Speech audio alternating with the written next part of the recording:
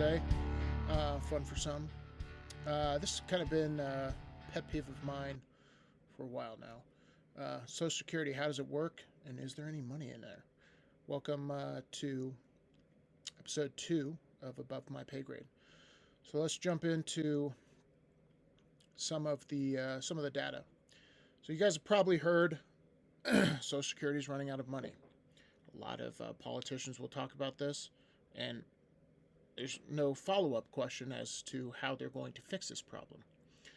And I'd encourage all of you, after listening to this, to contact your congressman and ask them what their plan is to fix this.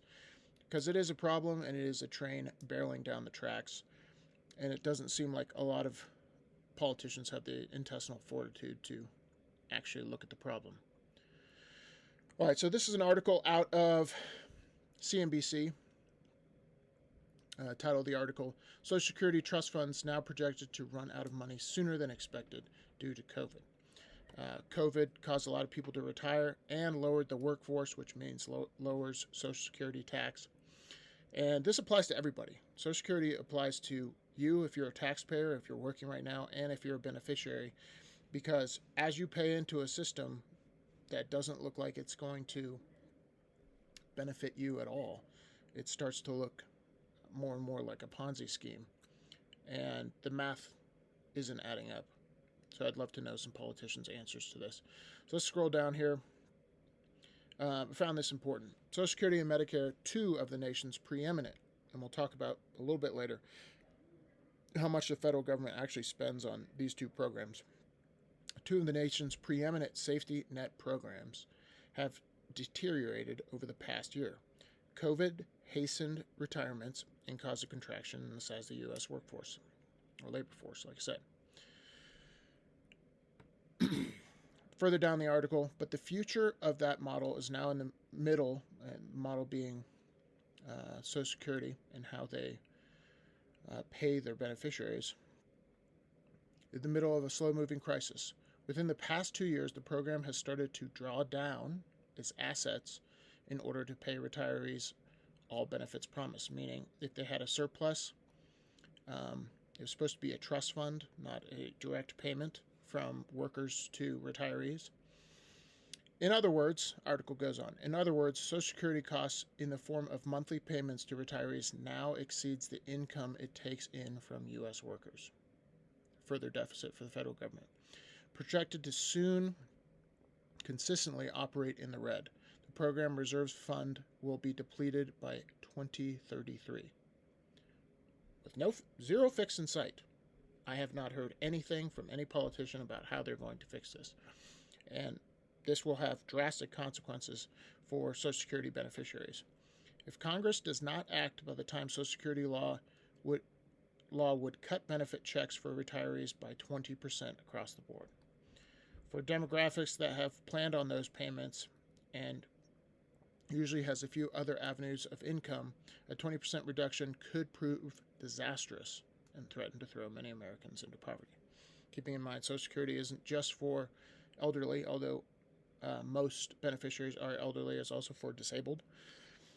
But let's take a look at how many people are on Social Security. 69.1 million people receive benefits from the Social Security Administration. This is in 2019.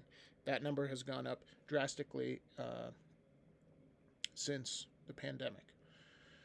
And let's see if this problem is getting any worse.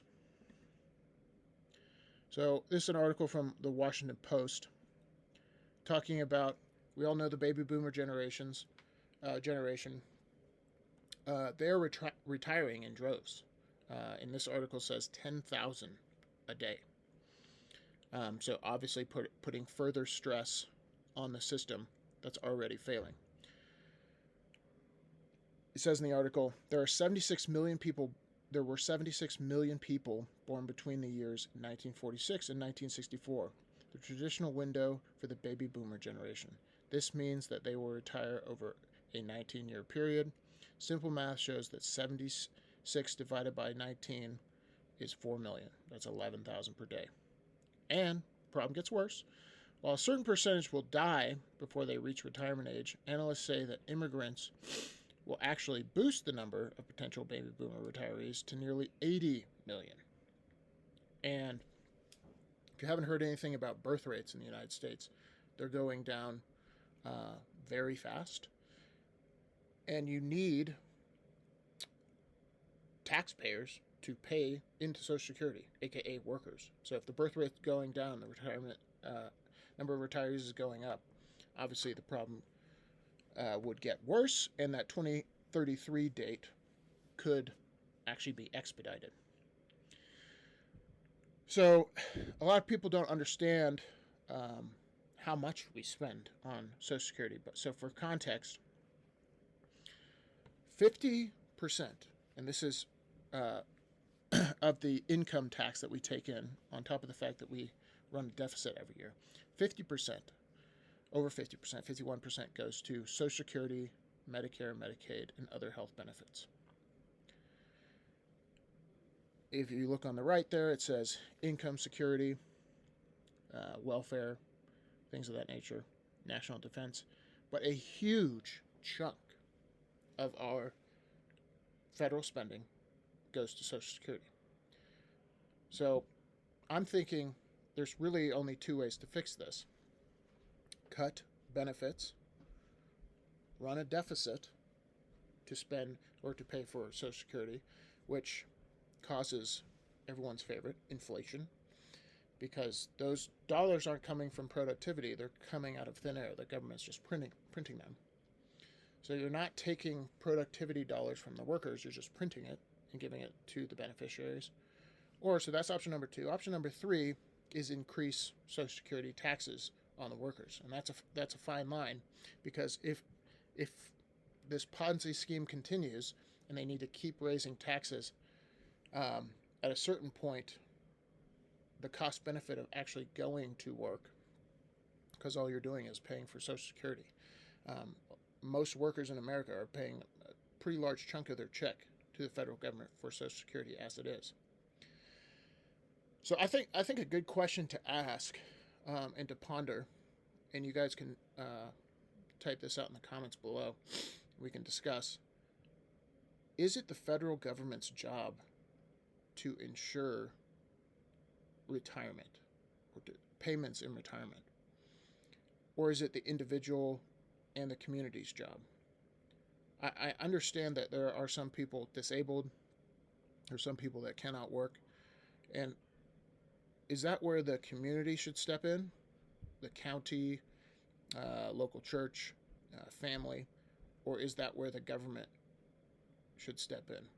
I think since Social Security was started, many people haven't thought about retirement, and we'll get into the savings rate later, but many people haven't thought about retirement because the government has their back, and that's going to come to an end sooner rather than later.